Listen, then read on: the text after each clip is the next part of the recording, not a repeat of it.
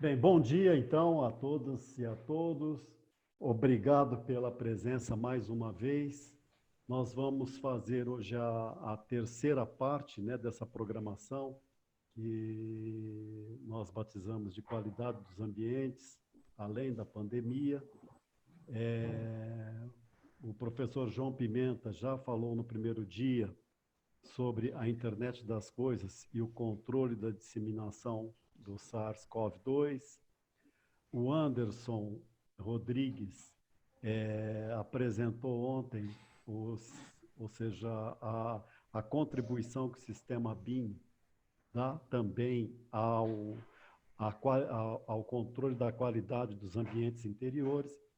E vamos terminar agora hoje com o Marcos Antônio Vargas Pereira, diretor da Térmica Brasil, que vai falar sobre um assunto que ele tem estudado, pesquisado, etc., que é a questão do valor financeiro e o valor vital da qualidade dos ambientes internos. Tá? Nós estamos transmitindo também pelo YouTube, ok? Aproveito para pedir a todos, né, que entrem no nosso canal do YouTube, se inscrevam, porque isso ajuda a gente a divulgar mais amplamente. O Milton Nascimento, mais uma vez, eu agradeço o alerta dele, diz que meu microfone está com som muito baixo. Eu não consegui mudar, Milton, eu mexi em tudo, todas as configurações, inclusive aqui do Zoom, etc., e esse problema se mantém. Tá? Então, você me desculpa, eu estou tentando falar o mais alto possível e tentar reproduzir isso. Infelizmente, esse é um problema, tá? Mas agradeço muito o seu alerta. Marquinhos, eu passo para você, então. Tenha um bom dia e, ao final, a gente faz um debate com os três apresentadores e com todo o público. Todo mundo pode fazer pergunta aqui pelo chat, certo? Ou então naquela barrinha do Q&A, ok? Vá em frente. Okay. Muito bom dia a todos aí. Muito obrigado por prestigiar o nosso evento. Vou falar um pouco sobre o valor financeiro e o valor vital da IEQ. Na verdade, essa apresentação ela está bem dividida entre esses dois conceitos, porque nós tivemos aí no início do nosso ano, final do ano passado, o evento da Covid-19, que mudou o paradigma das coisas. Então, a primeira parte dessa apresentação, ela vai estar focada no valor financeiro, e essa questão vai ser pré-Covid-19, que é quando ela foi conceituada, e o valor vital da IEQ, ele vai ser o evento que a gente ainda está em andamento, que é o evento da Covid-19, ok, pessoal?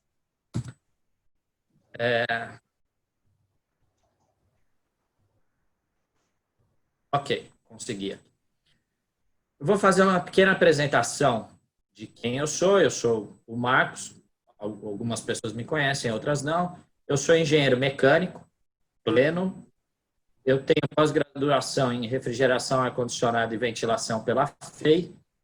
Eu tenho um curso de extensão em qualidade de ar interior na Escola Politécnica da USP. Eu sou um profissional certificado em gerenciamento de comissionamento pela ASHRAE desde 2014. Desde 2015, eu sou membro do subcomitê de exames que prepara esses exames profissionais da ASHRAE. Eu sou do meu subcomitê de comissionamento, eu sou o único não residente nos Estados Unidos.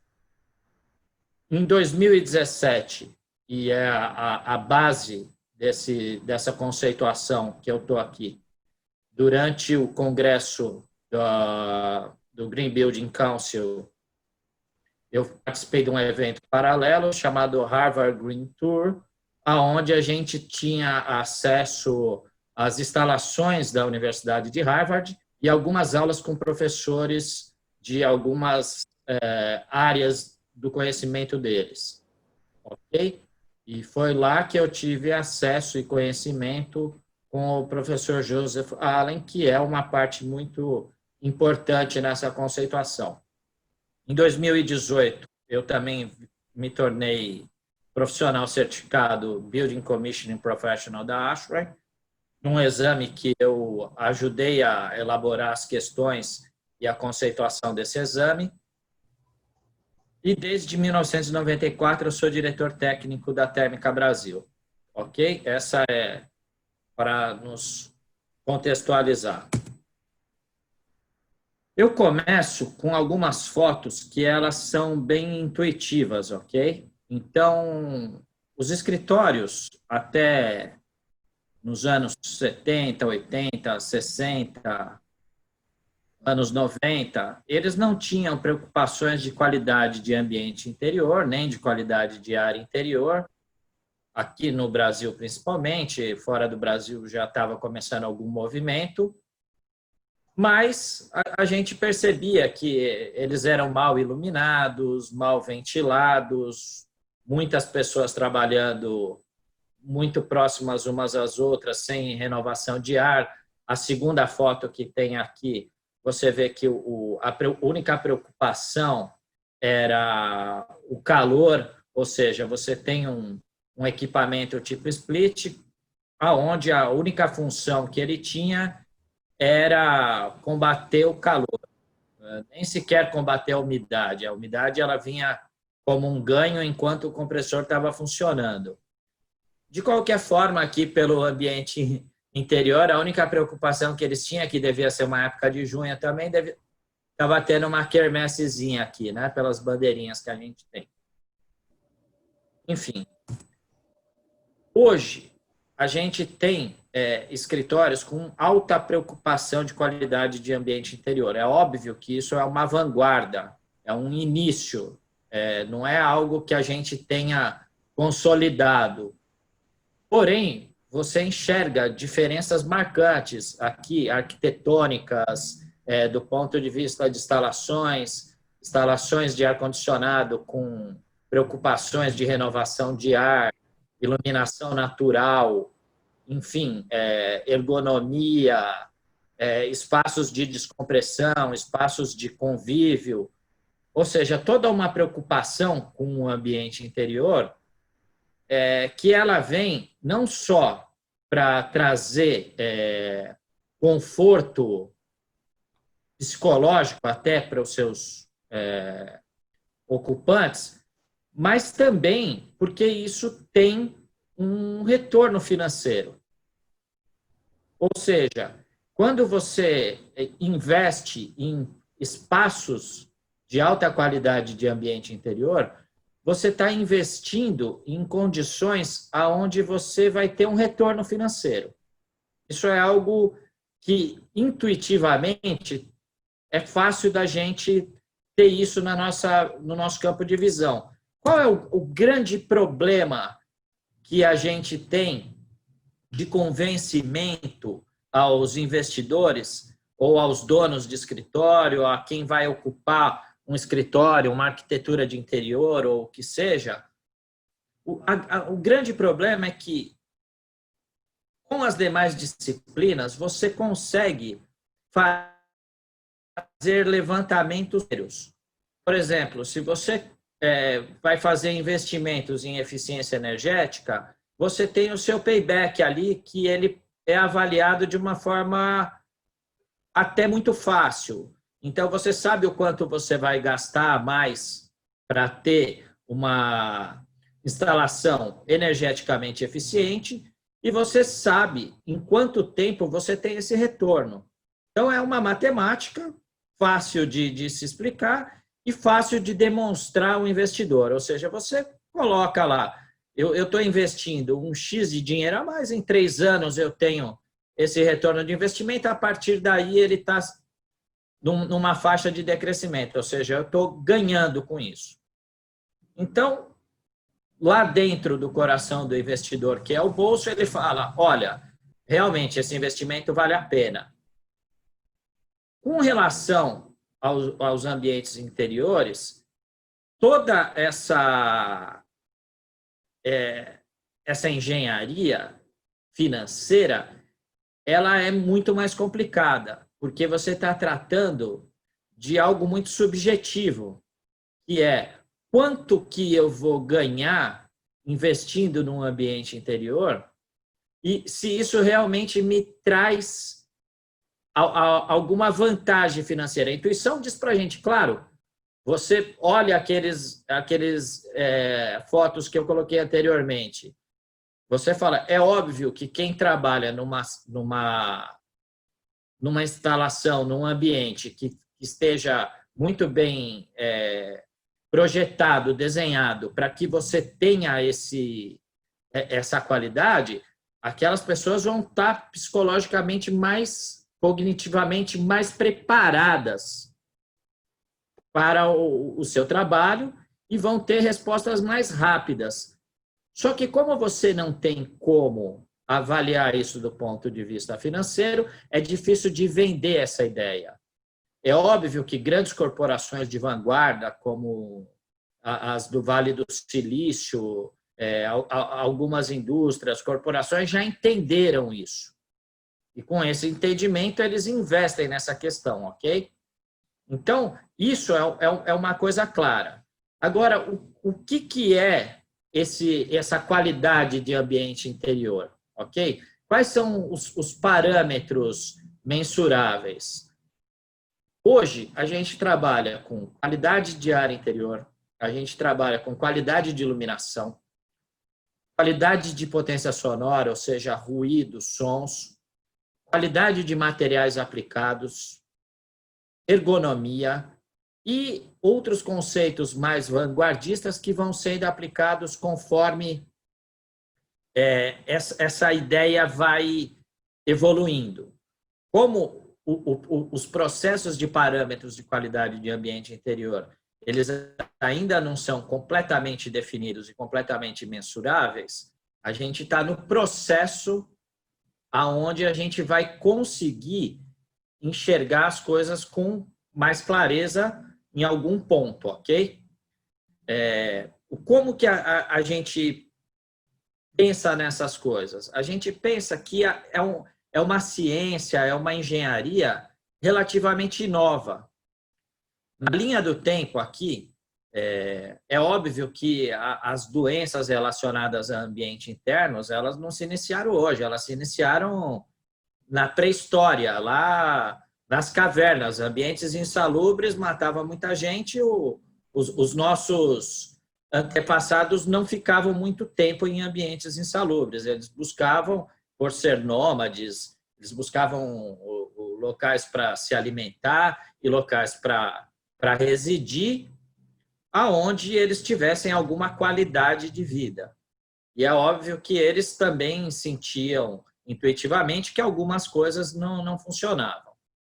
Mas, para a nossa engenharia, o primeiro marco mais forte nessa ciência de qualidade de ambiente interior foi a famosa Convenção da Legião Americana, que aconteceu em 1976, onde 200 e poucos legionários lá, que eles um clube, alguma coisa assim, de legionários lá, que me remete lá ao desenho do Fred Flintstone lá, aqueles caras que colocavam um chapéu, todo mundo junto lá, não sei o quê. Eles foram fazer a sua convenção e houve um problema de contaminação através do sistema de arrefecimento de água e houve vários óbitos em função disso, em torno de 25 óbitos, eu não lembro exatamente o número. Mas foi estudado e, dentro desse estudo, a primeira coisa que aconteceu foi que descobriram que era uma bactéria, legionelose, em função dessa convenção, que atacou essas pessoas e causou uma doença, e essa doença levou a óbito. Okay? Então, esse é um marco inicial. Em função disso tudo, nos anos 80, você teve, então, os estudos que levavam aos sick buildings, aos síndrome dos edifícios doentes. Então, começou a se estudar qual a razão que ambientes internos traziam, ao invés de solução, mas traziam um desconforto e problemas de saúde aos seus ocupantes. E começou a se estudar tudo isso. E a primeira coisa que a gente foi estudar foi a qualidade do ar, porque através do ar, muitas desses micro-organismos,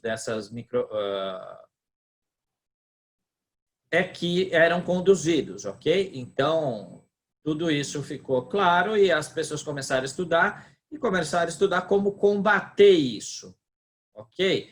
Então, profissionalmente, eu lembro que eu trabalhava numa empresa no começo dos anos 80, onde o mundo não era digital, eu recebia uma pasta muito grande com uma série de estudos sobre edifícios doentes, através do mundo inteiro, estudos italianos, estudos americanos, enfim, e a gente estava começando a aplicar essa questão de filtragem, posicionamento de tomada de ar externo, nível de ar de renovação. A gente estava começando a adotar essas questões e o nosso argumento desse investimento era exatamente combater essa síndrome dos edifícios doentes, ou pelo menos tornar os nossos edifícios mais habitáveis. Um outro marco importante foi que dessa mesma doença, dessa legionelose, um importante ministro do governo daquela época, o engenheiro Sérgio Mota, teve um problema de saúde grave. Ele teve esse problema de legionelose, aonde ele adquiriu essa legionelose numa convenção. A morte dele foi muito sentida pelo governo da época, porque ele era uma pessoa muito importante na época, e o Ministério da Saúde, fez uma portaria 3523/98, cuja função era tentar organizar e regular sistemas de ar-condicionado a fim de combater essas doenças trazidas não pelo sistema de ar-condicionado, mas pela falta de manutenção e falta de operação correta dos sistemas. Então, eles tentaram, com essa portaria, dar algum tipo de regulação para que a gente pudesse ter algo um pouco melhor. No ano 2000, a Anvisa publicou a Resolução 176, determinando padrões de qualidade de ar interno. Isso evoluiu e a Resolução 9/2003 da Anvisa, que é vigente até o momento, ela determinou quais são esses padrões e como isso seria auditado de alguma forma. Em 2018, foi promulgada a Lei 13.589, em fevereiro de 2018, regulando ainda um pouco mais as questões de PMOC. Ou seja, existe uma evolução nessa área no que diz respeito ao controle da qualidade de ar interno, não da qualidade de ambientes internos. Tá? E um marco que é o que a gente está vivendo hoje, em dezembro de 2019, começou essa pandemia que a gente está vivendo, que, na verdade, nós estamos dentro dela, estamos no olho do furacão, não temos ainda uma visão completa sobre o que isso representa para a gente. Mas esses são os marcos que a gente tem, correto? Dentro disso, nesse meio tempo, em 2001, surgiram essas certificações ambientais e surgiu um novo conceito, o conceito de Green Building, que é o conceito que a gente vive hoje. Ele está um pouco além das questões ligadas às regulações. Elas são certificações voluntárias, não são certificações exigidas, ok? E a gente tem uma primeira geração dessas certificações mais popular, vamos dizer assim, a certificação LEED. Você teve, nessa mesma linha, com bastante sucesso também, aqui pelo Brasil, a certificação Aqua. Você tem alguma coisa aqui no Brasil de certificação BREEAM, que é uma certificação britânica, e você tem equivalentes mundiais aí dessas certificações ambientais ligadas à energia, ambiente, que é o que a gente convencionou chamar de green buildings, né, edifícios verdes. Essas certificações, elas foram um avanço enorme dentro do que a gente tinha, porque essas organizações que promovem essas certificações, elas conseguiram, de alguma forma, criar um pacote aonde, através de um selo, de uma certificação que traz um benefício de marketing muito grande a elas, elas tiveram benefícios do ponto de vista energético e ambientais, como um pacote de bondades aonde o investidor era obrigado a investir para poder ter essas certificações. Então, em todas elas, vocês têm pacotes de energia e atmosfera e pacotes de qualidade de ambiente interior. Todas essas certificações trazem pontos mandatórios e pontos que tornam-se pontuação mesmo, como numa gincana, aonde quanto mais você investir nessas questões, mais alto é o nível da sua certificação. Ou seja, é algo voluntário, é algo pequeno em relação ao mercado e à realidade como um todo, mas é um avanço significativo. Foi e é um avanço significativo. Na esteira dessas primeiras certificações ambientais, vieram certificações mais evoluídas no sentido de qualidade de ambientes internos. Então, hoje, você tem a certificação WELL, que ela é uma certificação ampla no sentido de bem-estar de ambientes internos.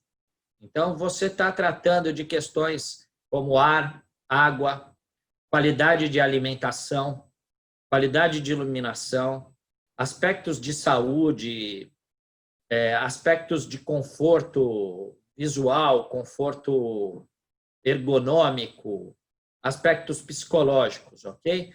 E, paralelo ao WELL, nós temos aí o Living Building Challenger, que também vai nesse sentido e vai até um pouco mais, porque ele também coloca questões ligadas à vizinhança, ao entorno, à inclusão desses ambientes no local onde ele está instalado. Tudo isso é muito interessante, é um mercado que se mostrou competitivo. Em 2017, durante a convenção do Green Building, o presidente do Green Building Council, o Rav Nash, ele chegou a falar que a gente tinha um mercado que saiu do zero há 15, 20 anos atrás e tornou-se um mercado importante, um mercado de bilhões de dólares, trilhões de dólares mundo afora, mostrando que o investimento nesse tipo de ambientes, ele traz retorno em todos os aspectos para quem investe. Ou seja, a gente consegue atingir os investidores que têm uma mentalidade voltada somente para os ganhos financeiros e a gente consegue impor a eles grandes questões ambientais de forma a mostrar que essa vanguarda vale a pena esse investimento. Ontem, na palestra do Anderson, quem assistiu, ele mostrou uma curva de Gauss lá. Eu imagino que a gente ainda está nos early adopters lá, nos iniciantes em tudo isso, mas que uma hora tudo isso vai se não fugir disso, ok? Agora eu vou entrar num aspecto que a gente começar a conceituar essa questão de como colocar finalmente as coisas. Durante aquele evento de Harvard, a primeira coisa que eles colocaram é o seguinte: olha, gente, a gente passa 9% e 10% em ambientes externos. O levantamento que eles fizeram na América do Norte pode ser um pouco diferente para a gente, para a nossa realidade tropical, mas eu não acredito que seja muito fora dessa proporção de 9 para 1. Ok? A gente passa tempos na nossa casa, tempos em escritório, tempos em prédios públicos fechados, como shoppings, aeroportos, enfim. E agora, com o advento da Covid-19, eu incluiria nesses ambientes internos, inclusive meios de transporte, porque tudo o que tiver fechado, para mim, vai ser considerado um ambiente interno, ok? Essa é a forma que eu enxergo tudo isso. Então, a verdade é que a gente passa muito mais tempo em ambiente fechado do que em ambiente externo. Essa é a nossa realidade hoje em dia. Eles fizeram também um levantamento com gerenciadores de prédio, com grandes empresas, com financiadores, enfim, e eles chegaram a uma proporção que, dentro de um edifício comercial, os custos operacionais, incluindo energia, são da ordem de 10% do custo total gasto no prédio. E 90% desses custos são em salários, benefícios e investimentos em recursos humanos. Ou seja, quando a gente fala em eficiência energética, em redução de custo, nós estamos falando em redução de custo em torno de 10% do custo total. Quando a gente fala em investimento no ser humano, em qualidade e conforto do ser humano, nós estamos falando num custo que é 90%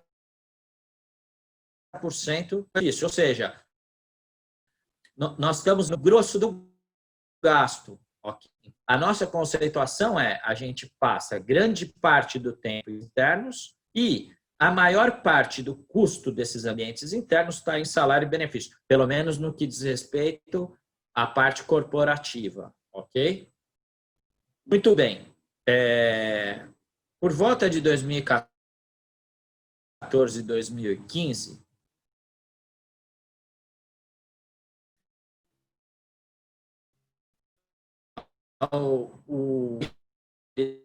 liderada pelo Joseph Allen Harvard, resolveu fazer um estudo aprofundado sobre qual é o impacto desses tais green buildings nas funções cognitivas do ser humano. Ou seja, esse estudo dele não tem uma questão financeira. O que ele queria e quer saber com isso é o quanto o ambiente que você está trabalhando, no ambiente que você está convivendo, quanto isso impacta nas suas respostas cognitivas, ok?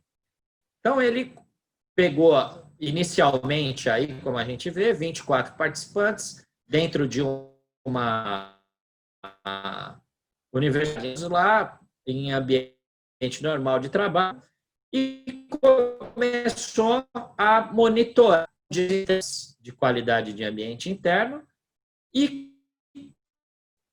começou a fazer questionamentos e condições relacionadas a respostas cognitivas e fazer a correlação entre essas situações.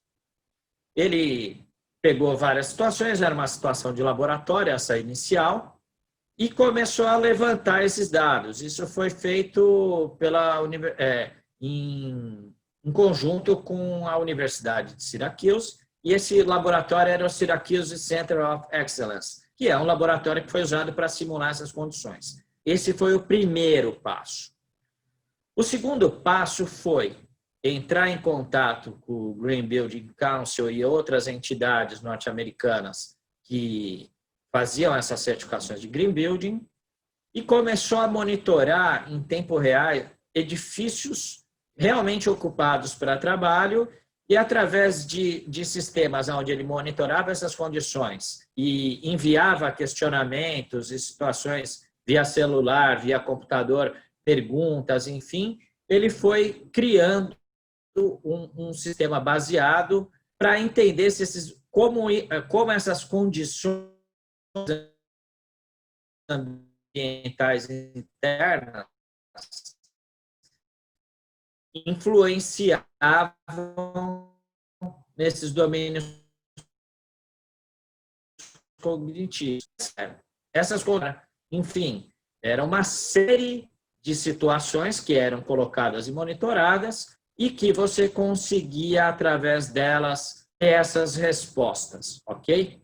Então, todo o core, a base da nossa argumentação de cálculo, vai nessa resposta. Inclusive, essa pesquisa, se eu não me engano, ela teve alguns edifícios no Brasil que também foram monitorados dessa forma, na Índia, nos Emirados Árabes, ou seja, para ter uma visão um pouco mais global da coisa, ok? Com isso, quais foram as conclusões que eles chegaram, isso em 2017, ok? De como isso funcionava. Então, eles pegaram condições que eles convencionaram como condições básicas, ok? De qualidade de ambiente interior, uma linha de base. É óbvio que você tinha muita coisa abaixo da linha de base, porque essa linha de base já são edifícios que cumprem todas as condições mínimas de qualidade de ambientes internos. Ele comparou com o que eles chamam de green, na época, que seriam esses prédios certificados LEED até LEED Gold, e os Enhanced Green, que seriam os avançados aí, que seriam prédios já com essas certificações WELL, Platinum, LEED, ou seja, certificações mais sofisticadas e que proporcionavam um pouco mais de... Tocando o telefone aqui, desculpa, gente.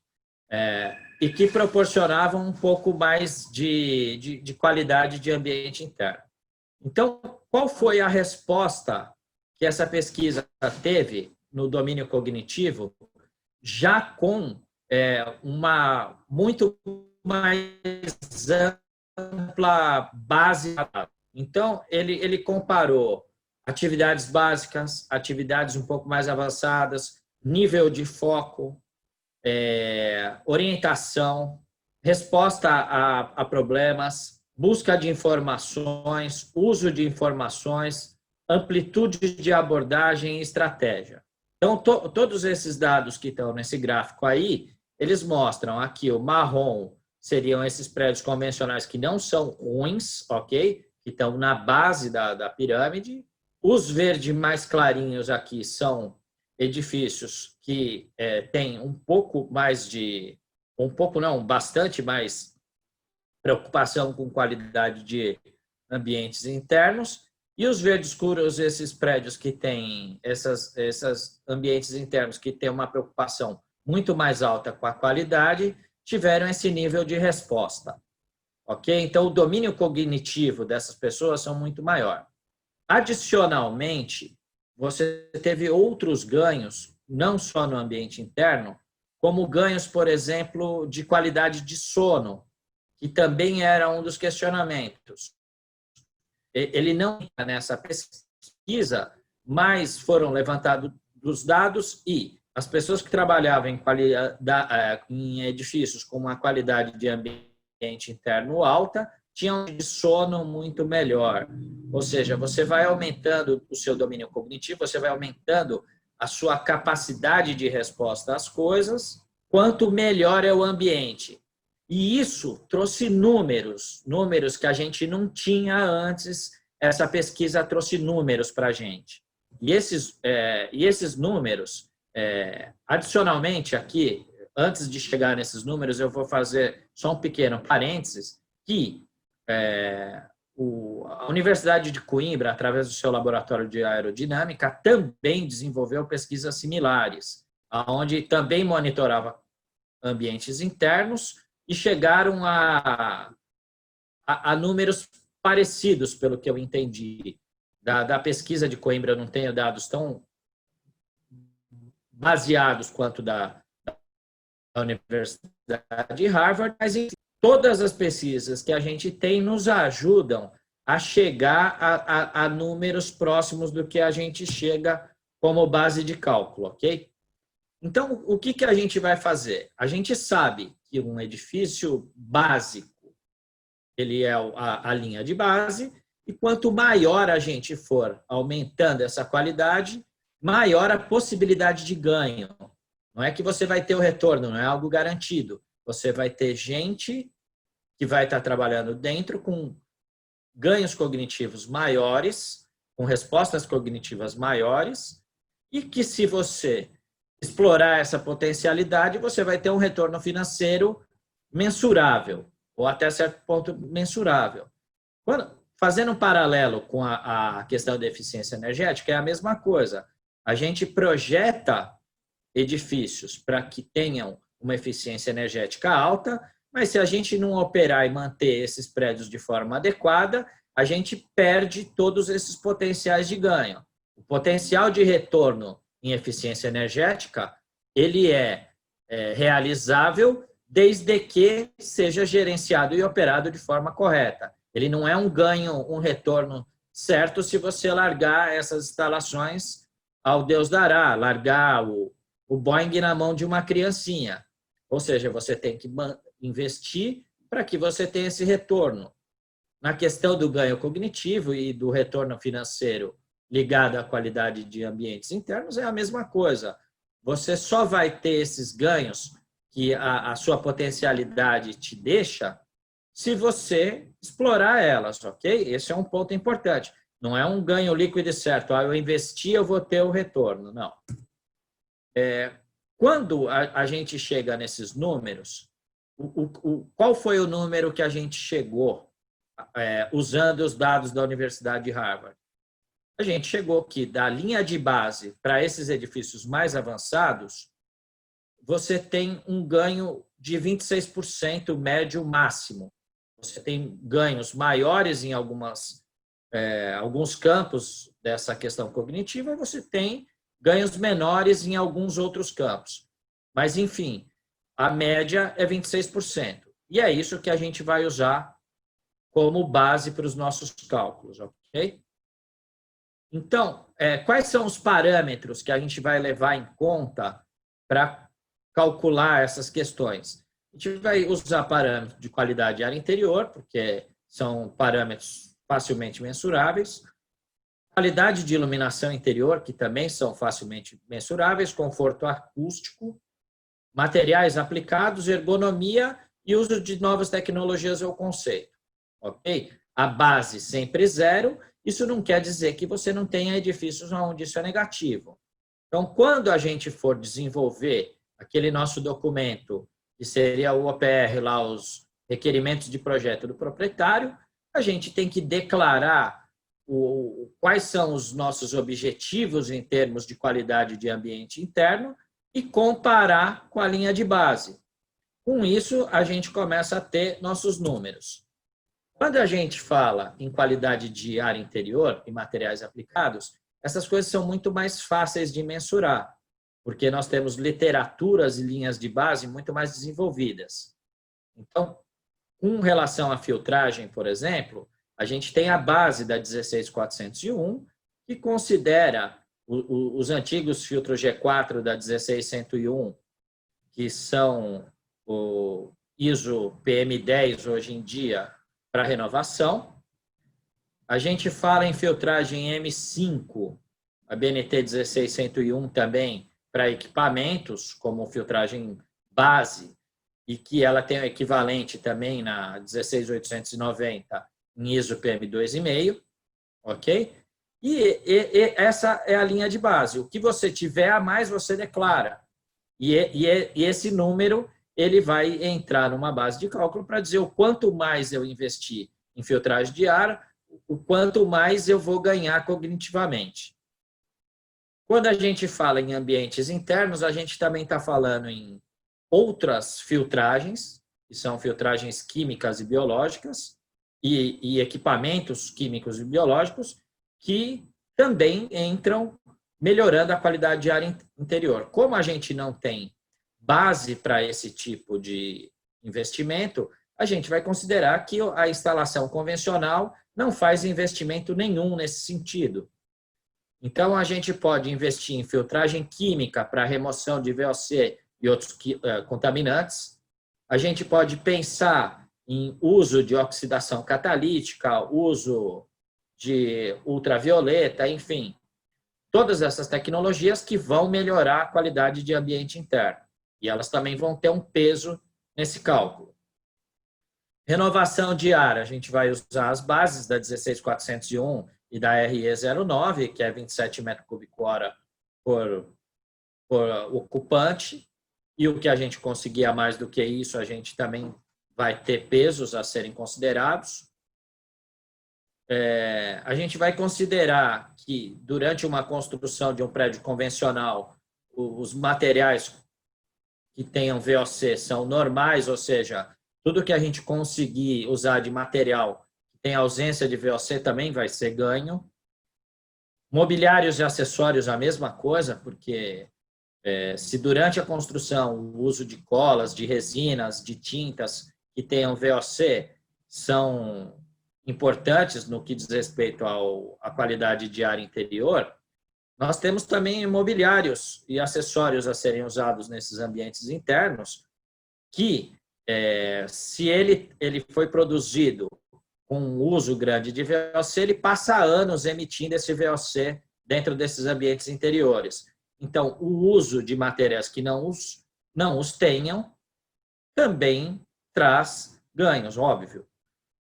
Superfícies de fácil limpeza, a gente tem que considerar, principalmente hoje em dia com essa questão do Covid, porque o uso dessas superfícies nos traz ganhos no que diz respeito ao uso dos interiores. E um outro fator que a gente está considerando é velocidade de ar na altura dos postos de trabalho. A NR18 fala em 0,25 metros por segundo, e quanto menor for esse número, maior vai ser o conforto de quem está dentro dessa instalação, portanto, vai ter um ganho também. Estamos falando em qualidade de iluminação interior. A gente trabalha com os parâmetros mínimos da ISO CIE 8995 e a gente tem que considerar todos os níveis bases de iluminância em área de trabalho, entorno unificado, indução, reprodução de cor, o uso de prateleiras para evitar o ofuscamento, o glazing, esse tipo de coisa, ok? E tudo que for considerado e que obtenha ganhos em conforto lumínico também vai ter um peso nesse cálculo. Quando a gente fala em conforto acústico, tudo é muito similar, tá? Todas as bases são similares. A gente está usando bases que a gente tem no nosso país. Então, para conforto acústico, a gente tem a BNT 10152, que são nível de ruído acústico interno. A 10151 fala de vizinhança, também é importante, mas a gente optou por essa de conforto acústico interno, porque teria aí dentro dela um vasto graus de tipologia que a gente pode considerar. E aí, tudo que a gente fizer dentro do projeto para que tenha ganhos em relação a essa questão de conforto acústico, certamente entrará nessa questão desse cálculo, ok? Ergonomia, a gente usou como base a NBR 11226 e a NR 17 do Ministério do Trabalho. Tudo que a gente conseguir de melhor também vai ter um peso nesse cálculo. Ok? Seguindo, tudo que for tecnologia que a gente for usar que seja de vanguarda, a gente pode colocar dentro desse cálculo também como ponto extra, ok? Então, dentro da nossa área, do nosso projeto de interior, a gente vai usar, por exemplo, um espaço de descompressão e convivência. Isso não está nos demais itens, mas ele também traz aspectos de qualidade de ambiente interior significantes. O uso, por exemplo, de estratégias de fitness, de ginásticas interna, também traz ganhos para o pessoal interno, ou seja, tudo que são novas tecnologias a gente usa. Quando a gente tem toda essa OPR, toda essa questão muito bem caracterizada, a gente cria um peso para que a gente chegue na porcentagem entre o 0, que é o edifício base, e o 26%, que é o edifício mais avançado, que ele tenha uma porção nesse caso, ok? Essa é a base do nosso cálculo. Como valor financeiro, eu usei um cálculo da seguinte forma. Para cada múltiplo de base salarial de R$1.000 em gastos salariais e de RH, você tem um custo de 183%, conforme esses estudos da GV e do CNI. Ou seja, a cada R$1.000 de salário, a gente tendo aqueles 26% de ganho cognitivo, esse número é de 8.829,60 para cada R$1.000 mensais de salário, anuais. Ou seja, tudo que a gente gasta de salário, aquele ocupante, aquele colaborador que está dentro da nossa área de trabalho, ele tem um potencial cognitivo de entre 0 e 8.829,60 anuais de ganho para quem está investindo. Aquele mesmo funcionário, ele tem a possibilidade de aumentar o rendimento dele em 26%. Ok? Então, essa é a ideia do cálculo e por isso que as potencialidades elas têm que estar realizadas. Um adicional a isso é o absenteísmo. É óbvio que ambientes de qualidade interna baixa, ela tem um nível de absenteísmo mais alto.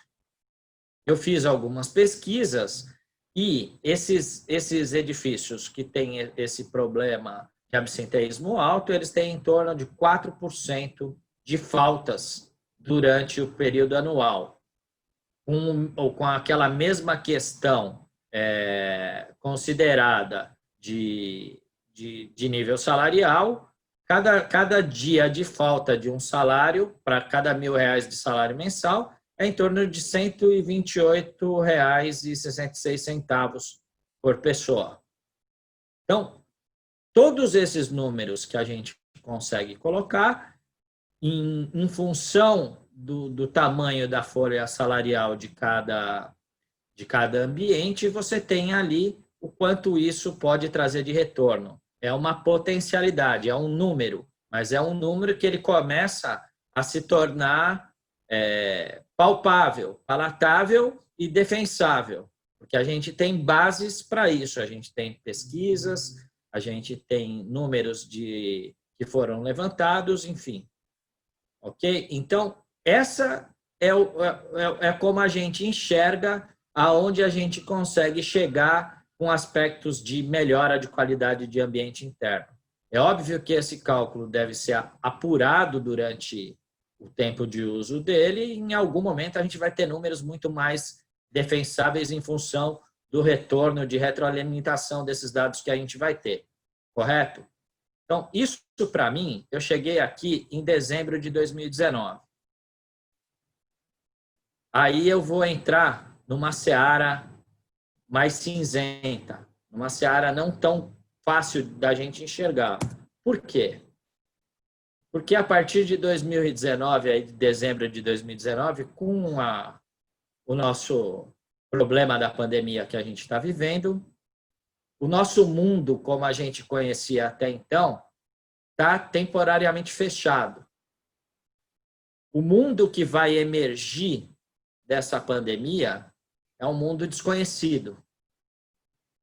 É um mundo que a gente não sabe como vai ser. Mas ele impactou na vida de todos nós. Dos 7 bilhões de habitantes do planeta, dos 7 bilhões de seres humanos que habitam nosso pequeno ponto cósmico, isso afetou a vida.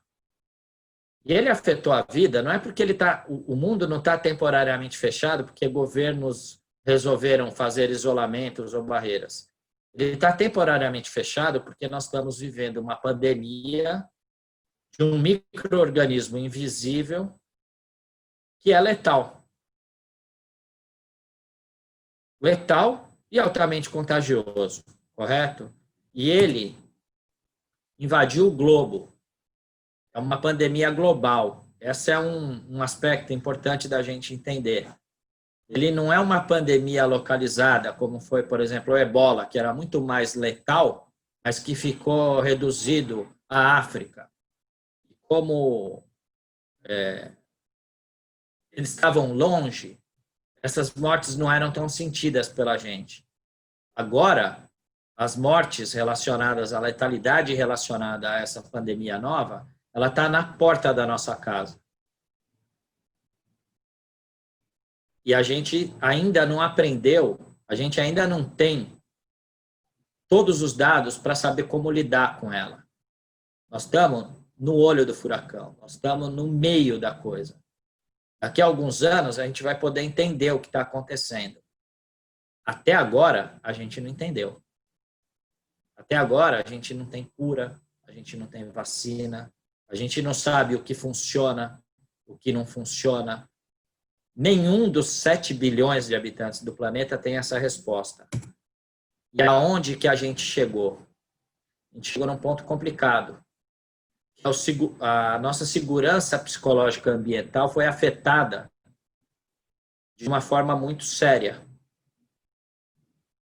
E a gente só retorna ao mundo pré-dezembro de 2019 a hora que essa segurança psicológica for novamente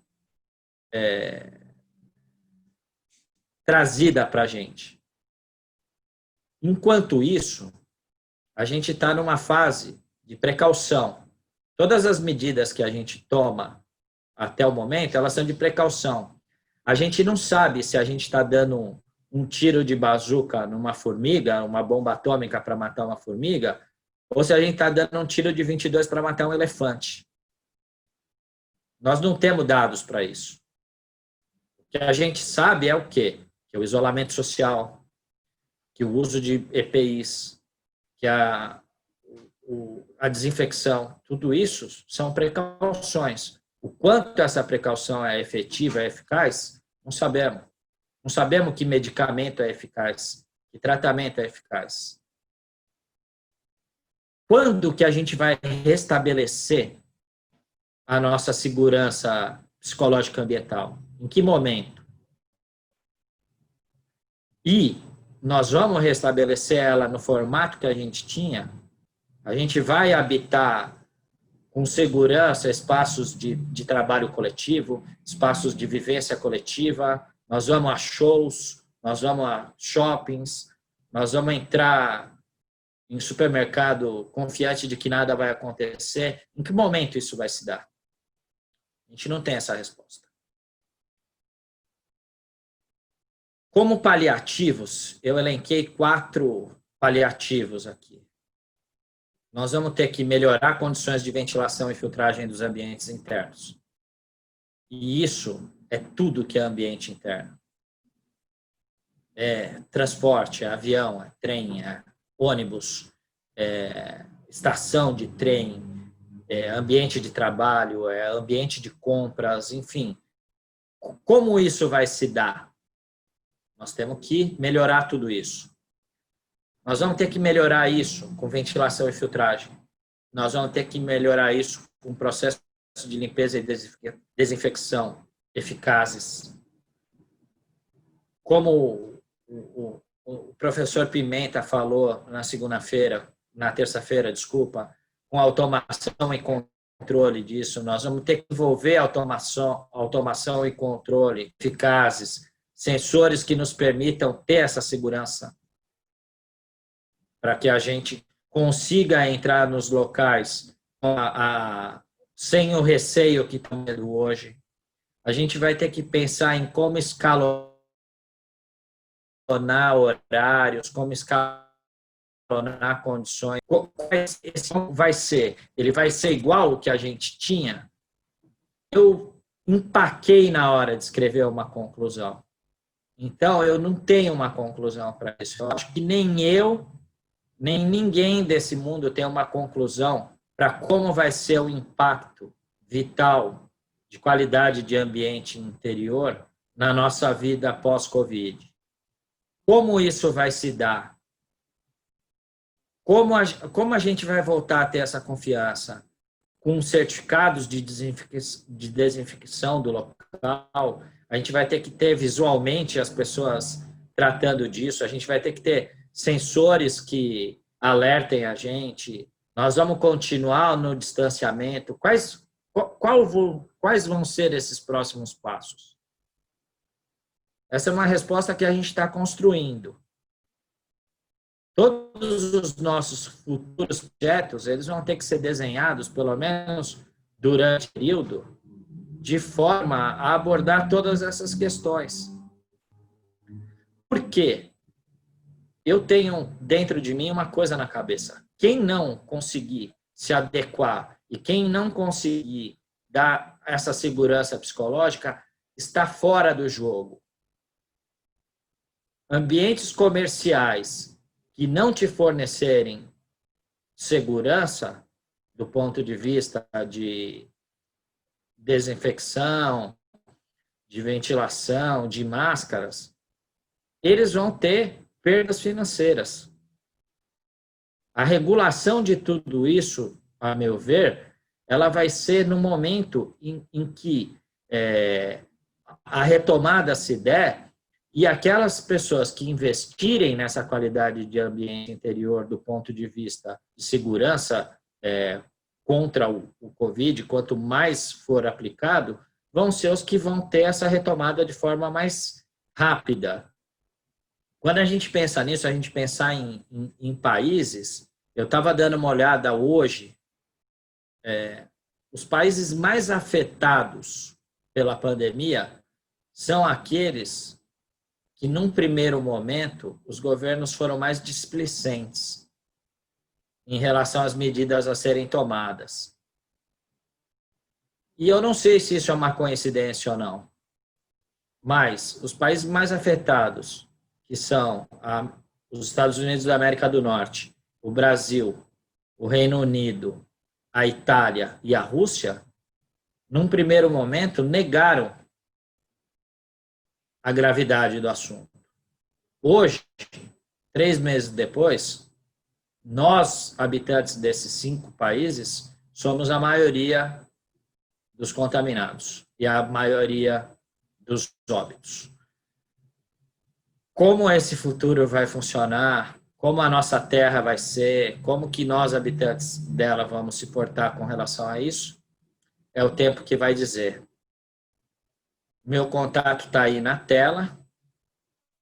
Quem quiser ter alguma pergunta adicional, fique à vontade para me passar algum e-mail, algum contato, ok? Acho que a gente está meio esgotado no tempo, é hora de ir para o painel de debate. Ronaldo, contigo. Obrigado, Marquinhos. Escuta, tem já de cara uma pergunta, que é da Ana Spinelli. Na verdade, são 2. Você acredita que teremos mudanças para garantir o ambiente interno corporativo? 2. Considerando alguns aspectos sobre o coronavírus... Ronaldo, desculpa, eu não estou ouvindo. Não está ouvindo? Não. Vai. Pode falar. Está ouvindo agora? Estava muito baixo. Pode. Está baixo? Olha, o que ela pergunta, em primeiro lugar, é se você acredita que teremos mudanças para garantir a qualidade do ambiente interno corporativo. Pergunta 1. 2. Ok. Considerando alguns aspectos sobre o coronavírus, produtos químicos utilizados na higienização, na frequência da higienização, na identificação do coronavírus no ar interno ou melhorias em equipamentos? Quer dizer, na verdade é uma pergunta só. Se vai se mudar alguns comportamentos no ambiente corporativo e se os produtos químicos utilizados na higienização ou na identificação do coronavírus no ar interno, etc., ou melhorias mesmo em equipamentos. Mais ou menos algo como você, ligado às suas inquietações aí finais. Vamos lá. Em primeiro, a qualidade de ambiente interno corporativo, se ela não for atingida nesse momento, as empresas que não investirem nessa segurança psicológica, elas vão ter uma queda de rendimento enorme sobre o meu aspecto. Por quê? Porque o medo e a insegurança que vai causar de você estar trabalhando num local onde você não tem uma confiança relativa alta, isso vai ter um impacto enorme no rendimento profissional de todo mundo. E eu acredito que é por isso que grandes corporações já estão decidindo por trabalhar em home office, para que você não tenha esse problema desse convívio em ambientes de baixa segurança. Hoje, na verdade, a nossa segurança é dentro de casa, né? Toda vez que a gente sai para a rua, parece que a gente está colocando um escafandro e indo para um mar desconhecido, para um mundo que não é o nosso, né? Ou não mais aquele que a gente entendia. A segunda parte da pergunta, ela fala sobre investimentos. Sim, eu acho que em duas linhas, pelo menos, esses ambientes corporativos vão sofrer um impacto muito forte, que é relativa à qualidade de ar interior e filtragem, ou seja, as pessoas internamente vão estar cobrando mais que isso seja feita de forma sistemática e com frequências menores, as trocas de filtro. Eu acredito que a frequência também de testes de qualidade de ambientes internos e de ar interno vai ter que ser, pelo menos nesse primeiro momento, muito mais alta. Não dá para ser aqueles 6 meses previsto em regulação, porque aí ultrapassa a questão de regulação. E a questão de desinfecção e limpeza de superfícies também vai ser uma questão muito forte. Essas empresas que fazem esse tipo de limpeza específica, elas vão estar cada vez mais evoluindo no que diz respeito a essa frequência e formatos. Nós vamos ter que optar por escritórios, como eu disse lá atrás, com superfícies mais fáceis de ser limpadas. Você vai ter que ter algumas garantias de que aquele espaço interno vai estar com essa higienização. É algo como fazer um paralelo, por exemplo, você vai a um supermercado fazer uma compra. A loja não te proporciona um álcool gel para você limpar a mão, não te proporciona um carrinho higienizado, deixa o cara entrar sem máscara, você não vai entrar. Ou pelo menos 70% das pessoas não vão entrar, né? Essa é a minha visão. Será que eu respondi o que ela...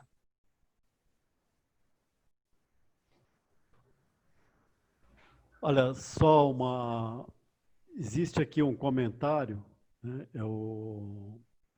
Não é possível identificar porque só vem pelo aplicativo, o nome do dispositivo que está sendo usado, que é sobre a questão das futuras, a possibilidade de futuras epidemias, né?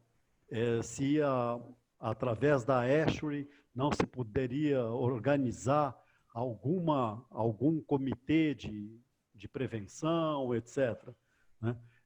Bem, eu acho que isso é impossível, acho que isso é algo a ser feito a nível dos governos, a nível institucional, seja através de governos locais, seja através de instituições globais, né, para poder se prevenir. Quer dizer, está longe da nossa mão, pura e simplesmente do ar-condicionado, ter algum controle nesse sentido. Do mais, aqui... foi o Oswaldo Guilhem, tá certo, que fez a pergunta, esse questionamento. Mas fala, Marcos. Só com relação a isso, Ronaldo, na verdade, você já está tendo, nesse momento, publicações, tanto da ASHRAE, quanto da REVA, quanto da EN, relativa a ações emergenciais a serem tomadas para que você consiga trabalhar de forma melhor, através de diluição de ar, através de melhoria de filtragem, enfim, disposição ergonômica em salas, níveis de pessoas dentro. Isso já está sendo estudado. Eu não sei o quanto isso é efetivo, porque a gente está no meio da onda, a gente está sendo atropelado. A gente não tirou o nariz para fora para respirar ainda, né?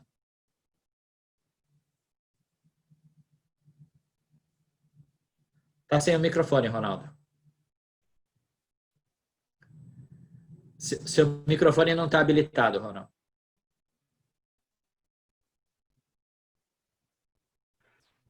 Marquinhos, desculpa que... tá bem. O Marcos Imazato, o Rui Imazato, faz uma pergunta seguinte, que são diversas normas relacionadas à qualidade do ar interior. Mudarão e se adequarão após a vivência nesta pandemia? Muitas atitudes e costumes já mudaram e melhoraram, até ao nível de lavar as mãos antes da refeição, sem dúvida. Mas eu acho que um pouco você já respondeu a questão das normas, né? Se quiser complementar... Veja bem, Rui é o nome dele? Isso.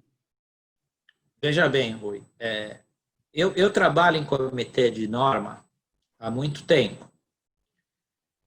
Todas as normas, principalmente as nossas, elas são muito estáticas. E a gente tem um período onde elas ficam em revisão.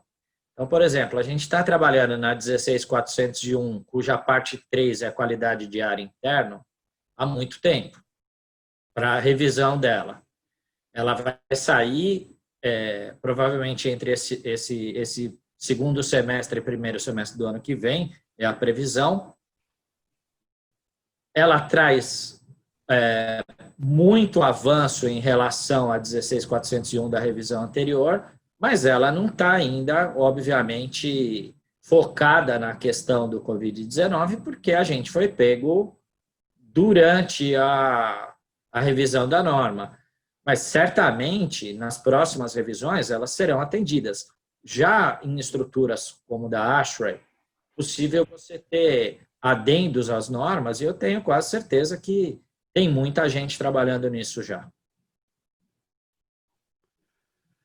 Tem mais uma questão aqui colocada por Cristal Barreto, que seria, ela faz uma pergunta, e seria também interessante uma porcentagem de exaustão de ar, além da renovação de ar nos ambientes corporativos?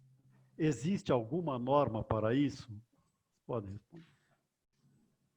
Ok, vamos lá. Eu acho que exaustão de sanitário, obviamente, você tem uma questão importante nela, e a maior parte das construções corporativas usa essa exaustão de sanitário como forma de retirada de ar. Ali é um ponto crítico, porque existe a suspeita de você ter o problema da contaminação do Covid via fezes, né? Ou seja, os ambientes de banheiro, eles já estão sendo, pela REVA, pelas outras instituições aí, sendo considerados como de ventilação permanente, não mais intermitente. Nessa hora, a eficiência energética vai para o chão, mas você está tendo um controle sanitário mais forte, ok? E a renovação de ar, ela sempre é mecânica, na maior parte das vezes, né? ou 100% das vezes.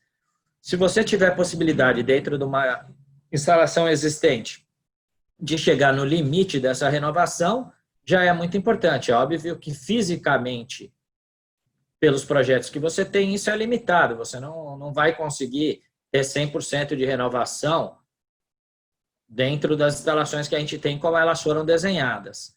Até por questões físicas mesmo, tamanho de duto, tamanho de ventiladores, dimensionamento deles. Mas, enfim, você pode chegar em limites. E eu acho que, nesse momento, é a precaução mais óbvia a ser tomada.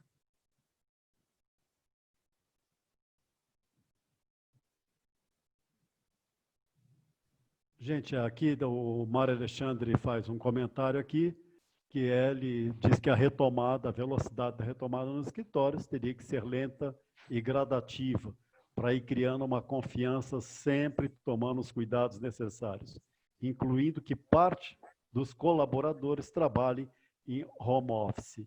Isso bate um pouco com o comentário aqui do Luiz Zialinski, que ele diz que, por informações que ele tem, a boa parte das corporações manterá os seus colaboradores em home office, pelo menos até o final do ano. Mais alguma pergunta, algum comentário? Nós podemos abrir inclusive, o microfone para quem quiser.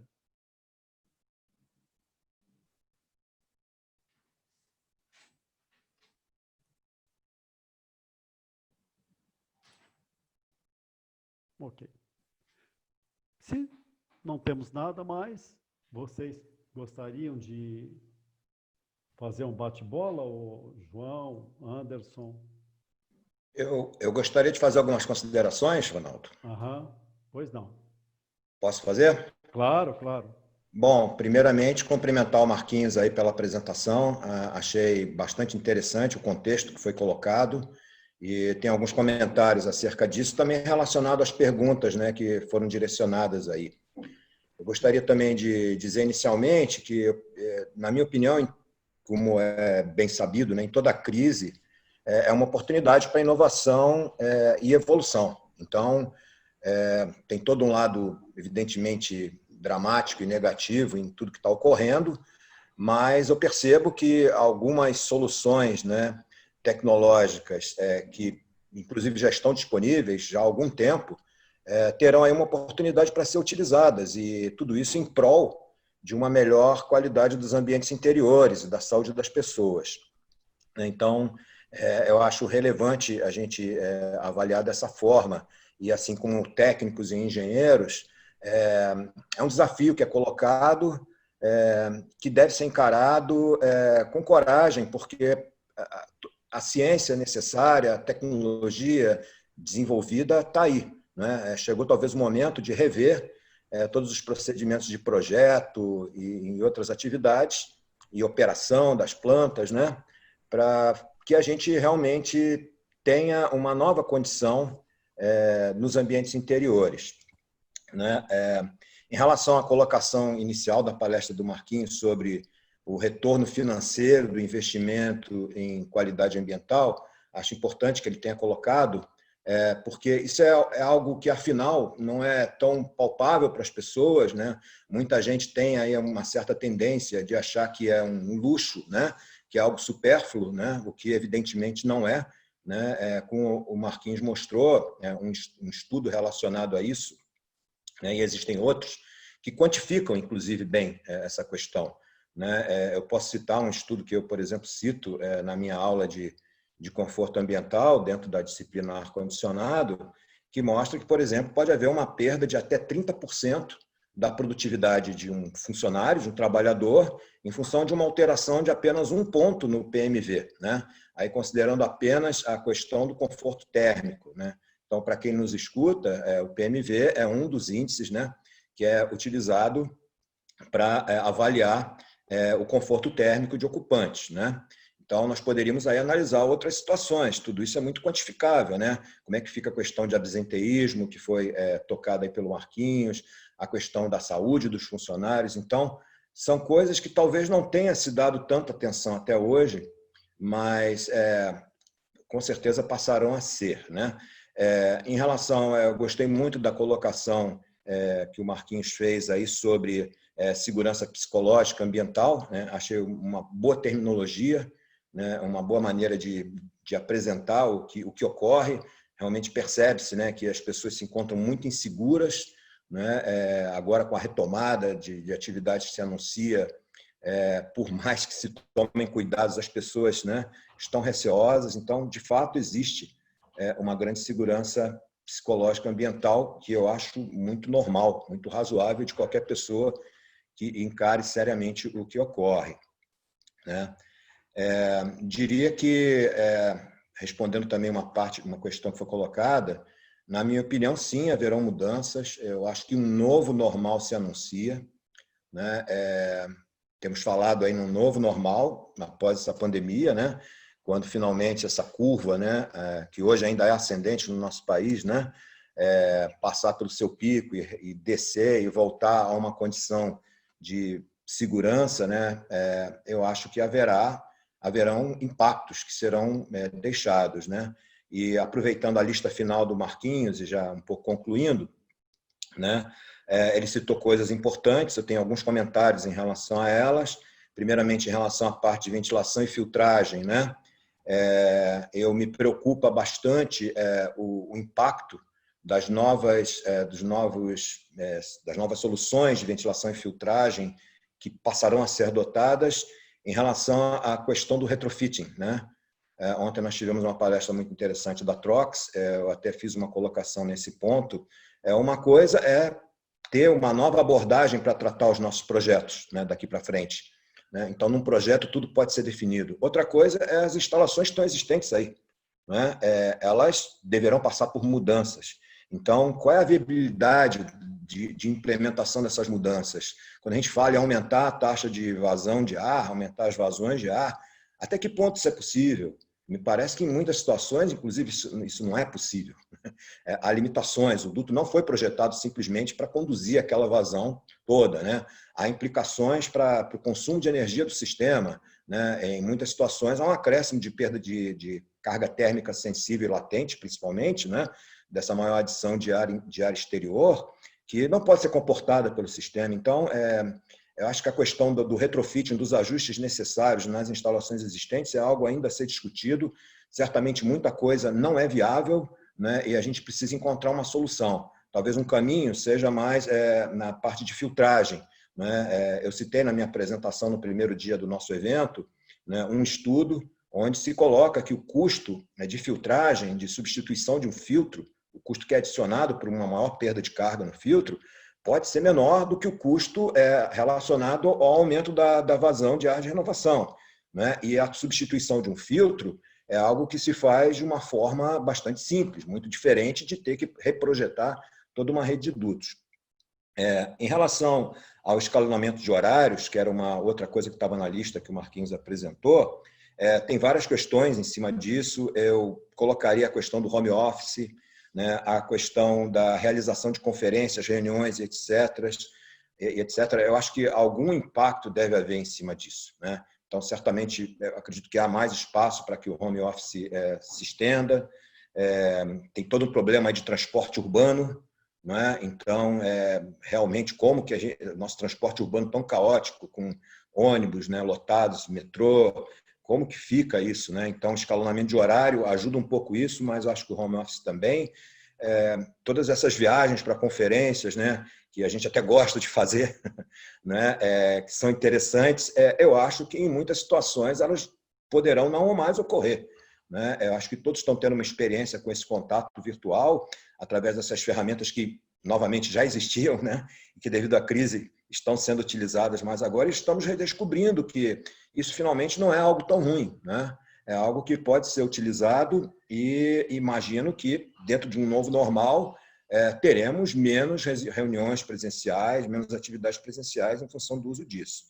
Com relação a um outro ponto da lista que o Marquinhos colocou, que é da limpeza de ambientes, me ocorre aí uma oportunidade de desenvolvimento e pesquisa, né, na área de materiais, né? Pode até fugir um pouco da nossa área aí de engenharia mecânica, na ar-condicionado, mas novos produtos de limpeza, resinas, películas de revestimento com características biocidas, né? Estive dando uma olhada rapidamente nisso, são coisas que existem, certo? E que tem todo um problema de propagação dessa contaminação pelo contato direto, né, que a gente faz com as superfícies contaminadas, não é apenas um problema de disseminação pelo ar, certo? Esse do contato direto, o ar-condicionado não resolve, mas talvez a questão da limpeza e o uso de novos materiais, novas películas e revestimentos possa utilizar.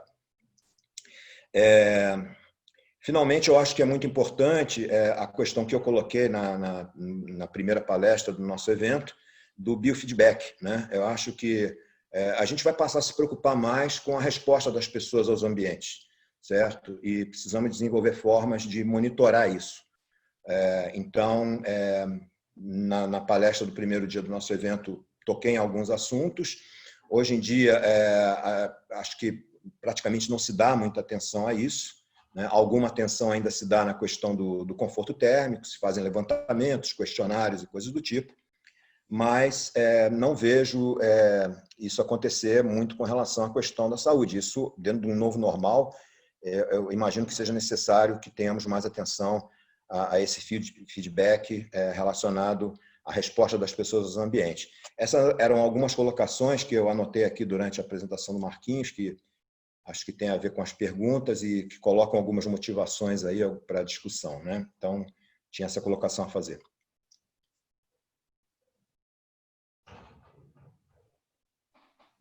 Anderson, Marcos. Também felicito o Marquinhos pela apresentação, que foi muito boa e trouxe essa visão do certificador, a visão de quem já pega um projeto ou uma instalação executada e tem que certificar ela. Porque eu, como projetista, normalmente nós sentamos na frente do papel, do modelo e geramos isso.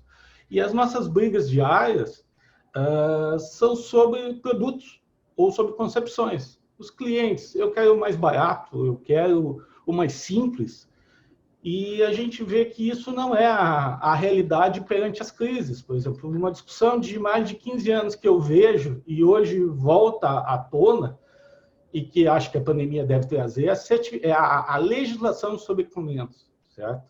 Vejamos só, quem leu um modelo, uma simulação, um modelo descrito no futuro da refrigeração, da climatização, que foi feito há 2 anos atrás pelo Instituto de Energia Internacional, que foi muito pouco discutido entre nós.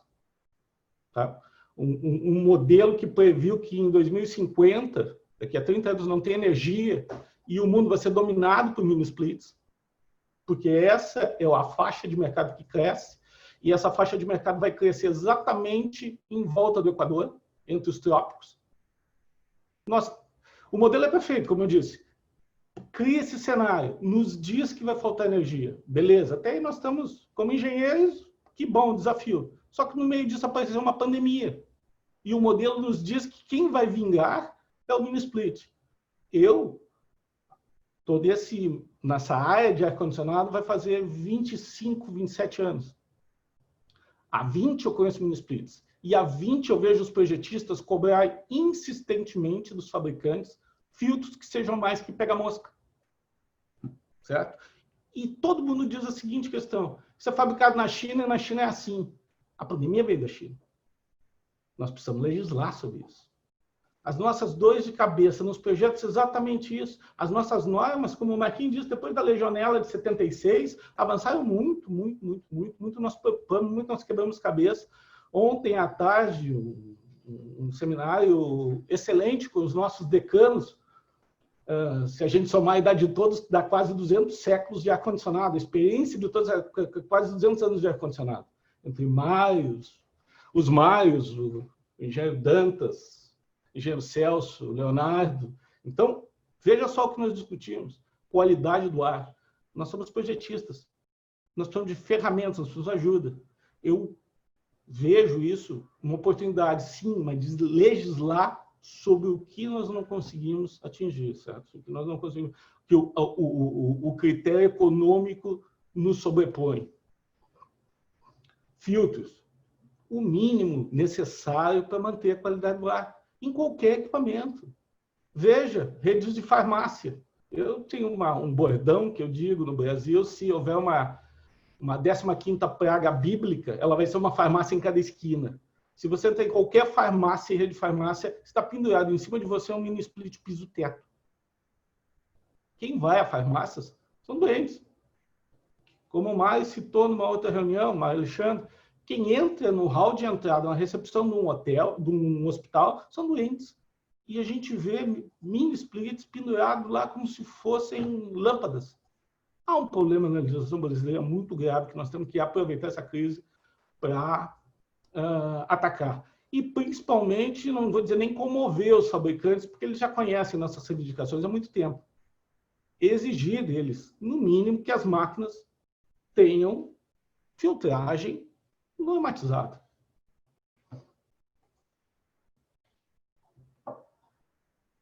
Pesados? Marquinhos? Marcos? Estou aqui. Quer encerrar? Eu tenho um comentário em cima do que o Anderson falou, que é interessante. Na verdade, os splits, os VRF, essas máquinas, elas vêm do Oriente, não só da China, mas de Ásia. Né? E o que acontece é o seguinte, lá eles têm máquina com filtragem melhor. Não sei. Todos eles têm máquinas com filtragem melhor. Verdade. Além das máquinas terem filtragem melhor, em função deles terem uma poluição ambiental externa muito alta, praticamente toda a residência na China, essas cidades com esses problemas de alta concentração de PM10 e PM2,5 no lado, nas cidades, eles têm também purificadores de ar com filtro EPA dentro de casa. O cara põe para dormir do lado. É um equipamento doméstico como é uma cafeteira. É algo sem a qual o cara não vive.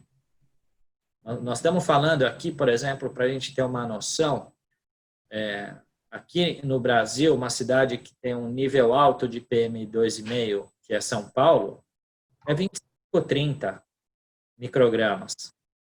Na China tem cidade que tem 600, é 30 vezes maior. Então, tem equipamento lá que tem essa capacidade. O problema é que é mais barato para ser competitivo. Então, só a conscientização do consumidor é que vai mudar isso. A hora que o consumidor entender que esse produto é um produto ruim e que por um pouquinho mais de dinheiro ele tem um produto melhor, vai vender coisa mais cara. Não é que é coisa mais cara, porque o conceito de caro e barato é diferente. Para mim, você pagar num guarda-chuva que não te protege da chuva R$10 é caro. Pagar 60 num que te protege da chuva é o preço que tem que ser. É isso. Caro funciona. Ok, Marquinhos. Obrigado. Algo mais? Senão, nós vamos encerrando. Ok, se não tiver mais nenhuma pergunta, para mim, agradeço a todo mundo que prestigiou as nossas palestras. Falo, talvez, por mim e pelo Pimenta e pelo Anderson também. Agradeço a todos que ficaram e eu estou muito feliz em poder compartilhar aqui um pouco do que a gente carrega de bagagem aí com esses anos nas costas aí. Ok. Bem, gente, mais uma vez, obrigado, né, pela ordem ao João Pimenta, ao Anderson Rodrigues e ao Marcos Antônio Vargas Pereira, certo? nós temos aqui várias manifestações, agradecendo os palestrantes, mas agradeço, sobretudo, àqueles que se dispuseram a ficar cada um desses dias aqui, 1h30, né, nos ouvindo. Tá? Falo mais uma vez, todas as palestras estão no nosso canal do YouTube, que agora, nesse momento, é o canal Nova Técnica Editorial, certo? Então, digitar lá na busca no YouTube, Nova Técnica Editorial, vai sair o canal. Elas estão numa playlist, certo? Que é exatamente com o nome do evento, essas palestras, e lá também tem uma série de outras palestras que nós fizemos e gravamos ao longo do ano passado, nos vários entraques que nós organizamos, que são os encontros tecnológicos de refrigeração e ar-condicionado, que são eventos itinerantes, que nós esperamos continuar a realizá-los, se não até o final desse ano aqui em São Paulo, mas pelo menos retomar a programação em 2021. Tá? Então, mais uma vez, sobre o YouTube. Se vocês puderem se registrar, nós agradecemos, porque dá volume e nós conseguimos, assim, aumentar a nossa divulgação. Mais uma vez, muito obrigado, certo? E espero que a gente organize outros eventos desse tipo. E contamos também com as sugestões de vocês. Podem nos mandar e-mails, podem entrar através do portal EA, mandar mensagens que nós buscaremos organizar eventos com os temas propostos pelo mercado. Tá? Mais uma vez, obrigado e até a próxima.